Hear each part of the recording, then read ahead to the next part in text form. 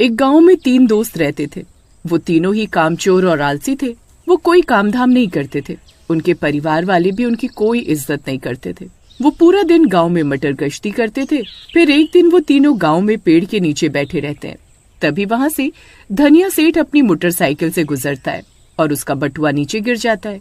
अरे कालू, अरे वो देख, धनिया सेठ अपना बटुआ यहीं गिरा गया। फिर कालू जल्दी से भागकर जाता है और बटुआ उठा लाता है। अरे कालू, जल्दी खोल, देख इसमें कितने पैसे हैं। फिर वो बटुआ खोलते हैं तो उसमें 20,000 रुपए मिलते हैं। अरे बाबा, आज तो हमारी लॉटरी ही लग गई। इतने पैसों में तो हम 2 महीने तक खूब ऐश कर सकते हैं। अरे भाई, मैं तो कहता हूँ मुंबई घूमने चलते हैं। अगर ये पैसा गांव में खर्च करेंगे तो धनिया सेठ को हम पर शक हो सकता है। फिर वो मुंबई जाने की तैयारी करने लगते हैं। अरे माँ, मेरा सामान बांध दो, मैं मुंबई घूमने जा रहा हूँ। कमबख्त, मैं तो तुझे रोज के 10 रुपए खर्ची देती हूँ। तेरे पास मुंबई जाने के लिए पैसे कहाँ से आए? कोई डाका तो डाल कर नहीं आया ना? अरे नहीं माँ, वो मेरा दोस्त कालू मुझे अपने साथ लेकर जा रहा है। कालू तो खुद बेरोजगार है। वो तो तुझसे भी बड़ा निकम्मा है। उसके पास पैसे कहाँ से आए? अरे माँ, वो कालू को शामू अपने पैसों से मुंबई लेकर जा रहा है। निकम्मेपन में तो शामू तुम दोनों का भी गुरु ही है। उसके पास इतने पैसे कहाँ से आए? सच सच बता, तुमने कोई उल्टा सीधा काम तो नहीं किया ना? रामू अपनी माँ को कोई सीधा सीधा जवाब नहीं देता और अपना बैग उठाकर चल देता है। फिर वो तीनों मुंबई घूमने के लिए निकल पड़ते हैं और अपने गाँव के रेलवे स्टेशन पहुँच जाते हैं। उनकी ट्रेन रात के 12 बजे की होती है। फिर कुछ ही देर में ट्रेन आ जाती है और वो उसमें बैठ जाते हैं। अरे वाह वाह, आखिरकार हम मुंबई के लिए निकल पड़े, वाह वाह। फिर वो तीनों ट्रेन में खूब हंसी मजाक करते हैं और रात के 2 बज जाते हैं।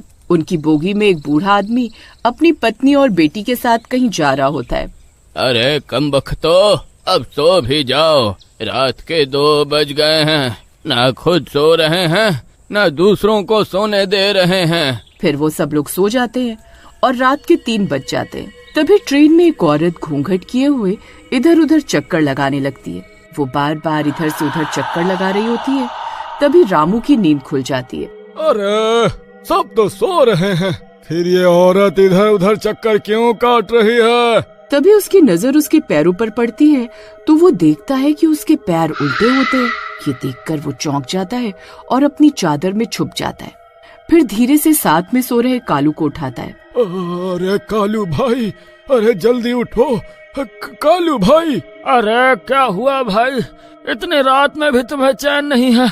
अरे क्या हुआ? अरे भाई, ट्रेन में एक औरत चक्कर लगा रही है। अरे उसके पैर उल्टे हैं।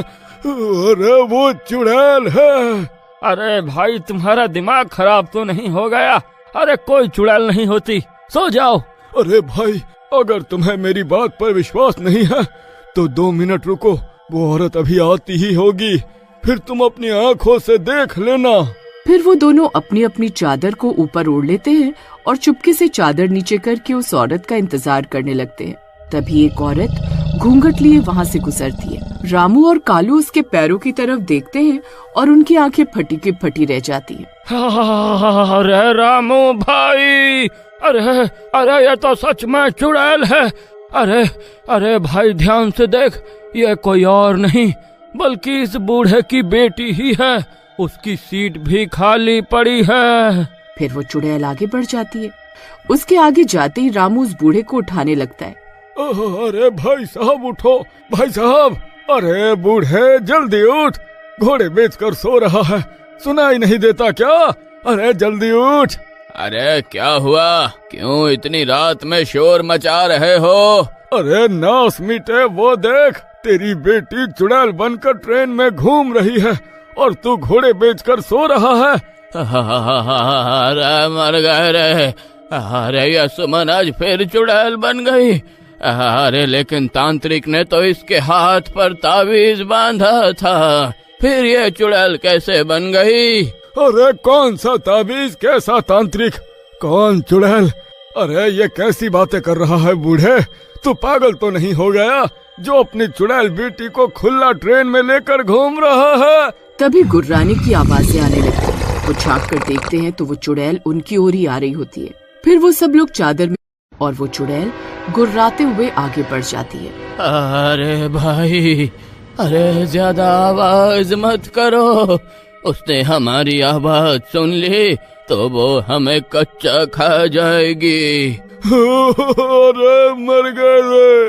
अरे बूढ़े, तेरा नाश मिटे। जब तुझे पता था तेरी बेटी चुड़ैल है तो तू इसे ट्रेन में लेकर क्यों आया? अरे भाई, मैंने अपने गांव के हर तांत्रिक से इसका इलाज करवाया लेकिन कुछ नहीं हुआ, इसलिए इसे मुंबई लेकर जा रहा हूँ। क्या पता वहाँ इसका इलाज हो जाए। तभी एक आदमी अपनी सीट से उठकर टॉयलेट की ओर जाता है। हम तुम एक कमरे में बंद हो और चाबी खो जाए, ला ला ला ला ला ला ला। तभी चुड़ैल की नजर उस आदमी पर पड़ती है और पलक झपकते ही वो उसके पास पहुंच जाती है। तभी वो चुड़ैल उस आदमी की गर्दन पकड़ लेती है। अरे बचाओ, बचाओ, अरे भाई कोई बचाओ मुझे। अरे बूढ़े, अरे जल्दी जा, वो देख तेरी बेटी उस आदमी को मार रही है।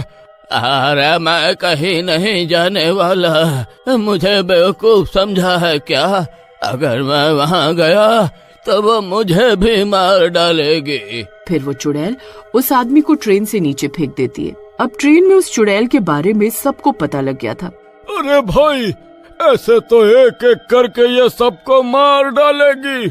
अरे हम सबको मिलकर इसे पकड़ना होगा।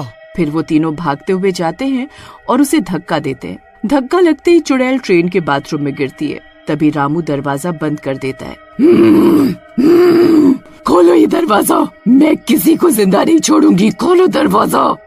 भाई, ये तुमने बहुत अच्छा किया जो इसे यहाँ कैद कर दिया, नहीं तो आज हम सब मारे जाते हैं। चुड़ैल जोर जोर से बाथरूम का दरवाजा पीटने लगती है। अरे भाई, अरे मुझे नहीं लगता कि हम इसे ज्यादा देर तक यहाँ रोक पाएंगे। अरे ये किसी भी पल दरवाजा तोड़कर बाहर आ जाएगी। अरे जल्दी कुछ सोचो। तभी वो चुड़ैल दरवाजा तोड़कर बाहर आ जाती है और गुस्से से गुर्राने लगती है। सभी लोग पीछे वाली बोगी की तरफ भागने लगते हैं। अरे भागो रे! अरे ये चुड़ैल किसी को नहीं छोड़ेगी।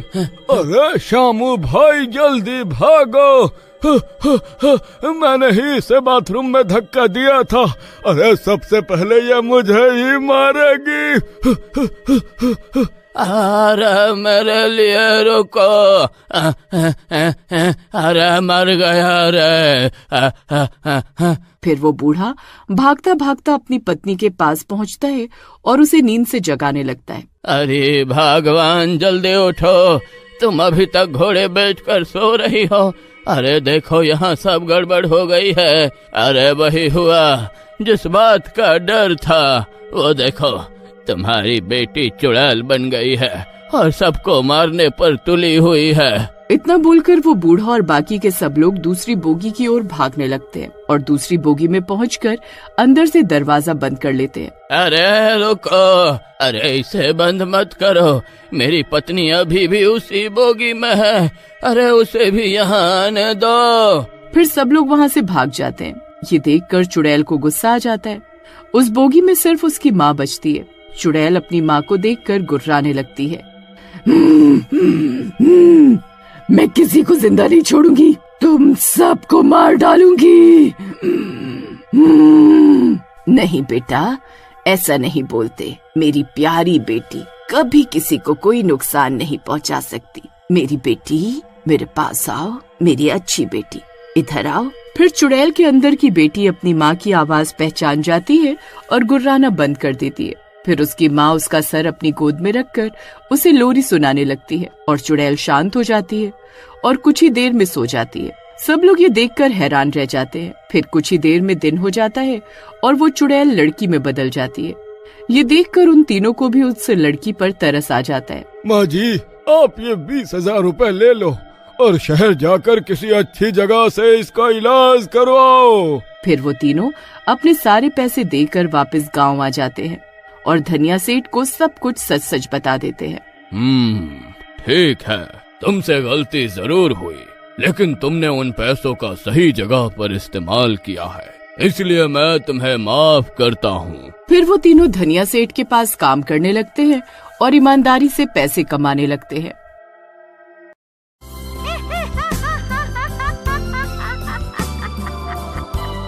उत्तर प्रदेश के एक छोटे से कस्बे बक्सरगंज में एक सरकारी इंटर कॉलेज था। ये कॉलेज दिन में लड़कियों से चहकता था, लेकिन शाम ढलते ही वीरान और सन्नाटे में डूब जाता था। उस कॉलेज को साफ करने रोज रात को एक औरत आया करती थी। वो औरत ज्यादा लोगों को पसंद तो नहीं आती थी, लेकिन काम चल रहा था। उसका नाम था सीमा। रात को सफाई करते हुए सीमा गाना गा रही थी। सीमा अक्सर ऐसे ही काम किया करती थी, क्योंकि वो आलसी थी। अभी तो पार्टी शुरू हुई है। ये नया फोन तो कमाल का है। कितनी अच्छी आवाज है इसमें, मजा आ रहा है गाना सुन सुनकर। लेकिन अभी थोड़ी देर और निकाल देती हूँ, वरना बैटरी लो हो जाएगी। सीमा अपना फोन जैसे ही नीचे रखती है, तभी उसको अचानक से कुछ सुनाई देता है। एक भयानक चीख, जैसे कोई रो रहा हो, जैसे कोई औरत जिसको कुछ दुख हो। उसने पहले तो सोचा आराम ही कर लेती हूँ, बाद में देखूंगी, लेकिन जब आवाज तेज हो गई तो उसको उठना ही पड़ा। कौन है यहाँ? मेरा आराम छीनकर अब कुछ बोल भी नहीं रही है। ये जाने कौन है? सीमा को लगा जैसे कोई लड़की कॉलेज में है और वो रो रही है। वो रोने की आवाज दरवाजे की तरफ से आ रही थी। सीमा उस दरवाजे की तरफ चलने लगी। कौन है बताओ, मैं क्या तुम्हारी कोई मदद कर सकती हूँ? हम बात भी तो कर सकते हैं ना। क्यों, आओगी बाहर? अब नहीं आओगी तो चलो मैं ही आ जाती हूँ। सीमा जैसे जैसे आगे बढ़ रही थी, आवाज तेज होती जा रही थी। अचानक ही रोने की आवाज हंसने में बदलने लगी और सीमा डरने लगी। ये क्या चल रहा है? एक काम करती हूँ, भाग जाती हूँ यहाँ से। मुझे क्या मतलब, पता नहीं कौन पागल है, कभी हंस रही है तो कभी रो रही है। यहाँ से तो मेरा निकलना ही सबसे सही रहेगा। सीमा जैसे ही भागने लगती है, वैसे ही उसको पीछे से किसी ने खींचा। सीमा डर के मारे चिल्लाने लगी। उसको लगा जैसे किसी ने भारी हाथों से उसको जकड़ लिया। छोड़ो, मुझे छोड़ो, जाने दो। कौन है तू? मुझे जाने दो। सीमा ने पीछे मुड़ के देखा तो एक प्यून की ड्रेस पहने वो बहुत घबरा गई। हाय दैया, ये तो चुड़ैल है। छोड़ दे मुझे, छोड़ दे। ये मैं कहाँ फंस गई? भाग के दिखा, अब तेरी जान ले लूंगी मैं। मुझसे बचकर अब कहीं नहीं जा सकती है तू। सीमा ने बहुत कोशिश की भागने की, लेकिन हर बार वो चुड़ैल उसके सामने आकर खड़ी हो जाती। अगले दिन सीमा कॉलेज नहीं आई तो रेखा और रीना, जो वहाँ टीचर्स थी, बातें करने लगी। ये सीमा भी ना बस गाने सुनवा लो उससे, कामचोर कहेंगी, यही सो रही होगी छुप के। हाँ, एक काम करने को बोल दो तो मुंह बनाती है और उसी काम की तो पैसे लेती है। हाँ देखिए ना, आज फिर नहीं आई, कभी भी छुट्टी कर लेती है। आएगी भी तो या तो उसका नया फोन या सो ही जाती है। उफ, देख के लग रहा है रात को भी सफाई नहीं की है उसने। अब रात की सफाई करेगी या दिन की, ये तो वही जाने। लेकिन कॉलेज के प्रिंसिपल श्रीमान श्रीवास्तव उनके बीच हो रही बातों को सुन लेते हैं और वो बहुत परेशान हो जाते हैं। वैसे भी वो कुछ महीनों से परेशान थे। आए दिन स्टाफ के लोग रिपोर्ट कर रहे थे कि रात के समय स्कूल बिल्डिंग से अजीब अजीब आवाजें आती है। ये किसकी नजर लग गई है मेरे कॉलेज को? पहले तो ये सब नहीं होता था। प्रिंसिपल को अब अपने कॉलेज की चिंता सताने लगी थी, तो उन्होंने हाल ही में कॉलेज में एक नया प्यून यानी चपरासी रखा, जिसका नाम था सुरेंद्र यादव। वो 35 साल का था और सादा शरीफ सा इंसान था। देखो सुरेंद्र, तुम्हें नाइट शिफ्ट ही करनी होगी, क्योंकि डे शिफ्ट में हमारे पास लोग हैं। क्या तुम्हें ये मंजूर है? जी साहब। तनख्वाह कितनी मिलेगी? अभी तो 12,000, लेकिन अगर तुम अच्छा काम करते रहे तो बढ़ा भी दूंगा तुम्हारे पैसे। जी, तब तो आपको जल्दी ही पैसे बढ़ाने पड़ेंगे। हाँ। फिर आज रात से ही आ जाना काम पर तुम।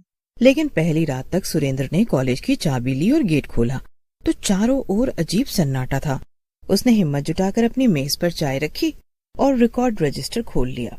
उसके बाद कुछ देर तो सब ठीक ही रहा। सुरेंद्र को अब नींद भी आने लगी थी, लेकिन जैसे ही घड़ी ने रात के 1 बजाए, कॉलेज की तीसरी मंजिल से किसी के चलने की आहट आई। सुरेंद्र ने देखा अंधेरे में बस एक चुड़ैल दिखी। लहराते बाल, सफेद साड़ी और नंगे पैर। लेकिन चुड़ैल धीरे धीरे गायब हो गई। अगली रात सुरेंद्र थोड़ा सतर्क होकर कॉलेज आया। उसने अपने साथ एक पूजा की माला और हनुमान चालीसा की किताब। रात 2:15 पर वही आवाजें एक बार फिर से सुनाई दी। इस बार सुरेंद्र ने छुप कर देखा। एक चुड़ैल कॉलेज की प्रयोगशाला में जा रही थी। सुरेंद्र ने आराम से अपनी ड्यूटी पूरी की और सुबह होते ही वो प्रिंसिपल के पास गया और जाते ही उसने प्रिंसिपल श्रीवास्तव से कविता के बारे में पूछा। साहब, कल ये बैग मिला, इस पर कविता का नाम लिखा हुआ है। कौन है ये कविता? क्या हुआ साहब, आपका चेहरा क्यों उतर गया? नहीं, कुछ नहीं, याद है मुझे। उसका नाम था कविता शर्मा। लेकिन वो थी कौन? वो भी प्यून थी और तुम्हारी तरह ही नाइट ड्यूटी में रखी गई थी। फिर क्या हुआ उसके साथ? कहाँ गई वो? मर गई वो। आज से करीब 3 साल पहले एक अजीब हादसे में उसकी मौत हो गई थी। लेकिन कैसा हादसा? किसी ने बताया था कि कॉलेज के एक कमरे में आग लग गई थी। शुरू में हम सबको भी यही लगा था कि कविता अंदर ही जलकर मर गई है, लेकिन क्या साहब, वो नहीं मरी थी क्या?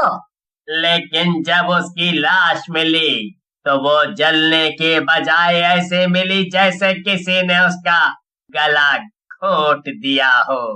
और चौंकाने वाली बात ये थी कि उसके नाखून पूरे 6 इंच लंबे हो गए थे। ये तो बहुत अजीब बात हुई।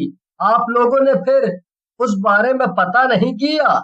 पहले तो सब कुछ ठीक ही था, लेकिन अब हम ज्यादा परेशान हो रहे हैं।